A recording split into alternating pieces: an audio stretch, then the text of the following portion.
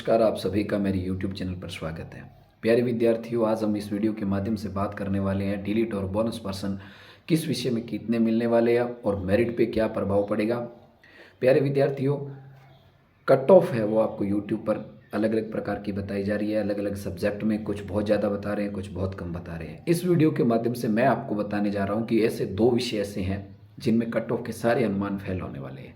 क्यों होने वाले हैं? क्योंकि उसकी जो आंसर की है वो अभी फाइनल नहीं है। उसकी आंसर की में बड़ा बदलाव आपको देखने को मिलेगा, क्योंकि डिलीट और बोनस की भरमार होगी। बोनस की बजाय डिलीट पर्सन की संख्या उसमें ज़्यादा होगी, और जब डिलीट पर्सन हो जाते हैं तो फिर अंक भार में परिवर्तन होता है और मेरिट जो एक अनुमान लगाया जा रहा है उससे कहीं अलग देखने को मिलती है। तो वो पहले विषय के रूप में हम बात करते हैं, तो वह है एसएसटी। एसएसटी के करीब 13 प्रश्नों के ऊपर है वो प्यारे विद्यार्थियों आपत्ति दर्ज की गई है। 13 से 15 प्रश्नों के ऊपर आपत्ति दर्ज की गई है। उनमें से 6 से 7 क्वेश्चन ऐसे हैं जिनको डिलीट या बोनस आपको देखने को मिल सकता है। 6 क्वेश्चन यदि मान लो डिलीट होते हैं तो इसका मतलब है 2 क्वेश्चन तो ऑलरेडी सही होते हैं जिसके ये गलत होते हैं और अंक बार बढ़ता है। अब जो अनुमान लगाया जा रहा है वो कहीं सटीक नहीं बैठेगा। यदि 6% डिलीट हो जाते हैं, 1-2% में बोनस मिल जाता है, तो ये आंकलन जो अनुमान लगाया जा रहा है मेरिट का वो बिल्कुल फेल हो जाएगा और मेरिट है वो आपको डाउन देखने को मिल सकती है।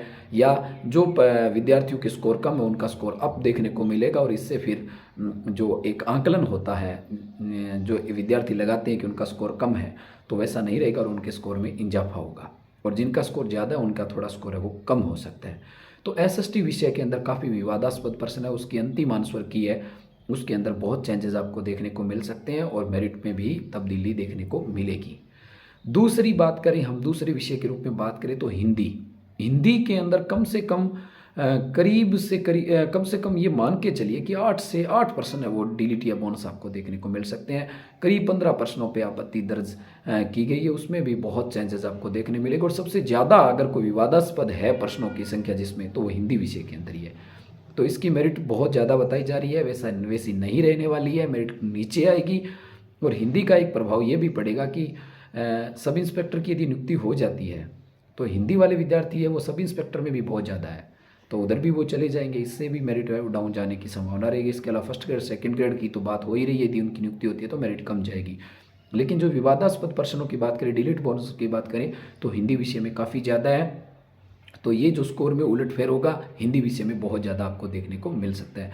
इंग्लिश संस्कृत में 2 से 3%, इंग्लिश में 4% की मान सकते हैं कि डिलीट हो, संस्कृत में 2 से 3%, पंजाबी में 3 से 4%, उर्दू में भी 3 से 4% आपको डिलीट या बोनस देखने को मिल सकते हैं। तो इससे स्कोर में तब्दीली होगी, इजाफा होगा। जिनका स्कोर कम है उनका स्कोर आपको ज़्यादा भी देखने को मिल सकता है। मेरिट में तब्दीली जो अनुमान है उसमें तब्दीली देखने को मिल सकती है। और सबसे बड़ी बात यह है कि एक संदेश आपको इस वीडियो के माध्यम से देना चाहूँगा कि फर्स्ट ग्रेड और सेकंड ग्रेड की नियुक्ति के लिए, पहले नियुक्ति के लिए प्रयास कीजिए और ये कोशिश कीजिए कि उनकी नियुक्ति है वो पहले हो जाए। सरकार तक मांग प्रत्यक्ष या प्रत्यक्ष रूप से रखिए जिससे कि उनकी नियुक्ति पहले और मेरिट है वो डाउन हो। तो ये 2 विषय थे जिनके अंदर मेरिट के अनुमान है वो बिल्कुल गलत हो सकते हैं। आज के लिए ही इस वीडियो में इतना ही। जय हिंद, धन्यवाद।